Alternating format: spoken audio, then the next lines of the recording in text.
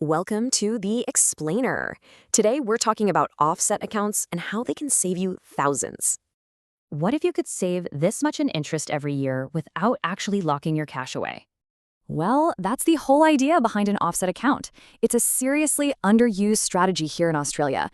It's basically a transaction account linked to your home loan. Every dollar in it cuts down your loan balance. Now, here's the kicker.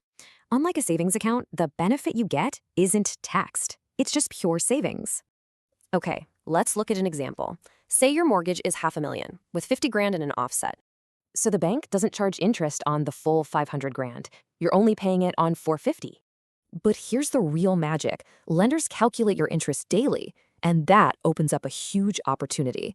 This means every dollar works for you from day one. Take Sarah, for instance. And investors can really supercharge this, often using interest-only loans to maximize their cash flow. So here's the key difference. An offset gives you savings like extra repayments, but your cash stays totally liquid. It's not just about saving interest. It's about building a solid cash buffer for whatever life throws at you. Okay? Want to get a bit more advanced? Let's talk about a strategy called loan splitting. What this does is create these clear, motivating goals you can just knock over one by one. So, to get the absolute most out of it, make your offset the central hub for all your finances. But you've got to be careful. There are a few common mistakes that can really trip you up. So yeah, there are definite trade-offs. It's an incredibly powerful tool, but you absolutely need discipline. And hey, it's not for everyone.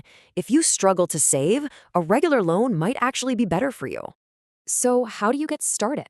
First, figure out your potential savings. Then set some hard and fast rules. Remember, this isn't a standalone trick. An offset works best as part of your bigger financial plan. So that leaves one big question. Is your mortgage just a debt, or could it be your most powerful tool?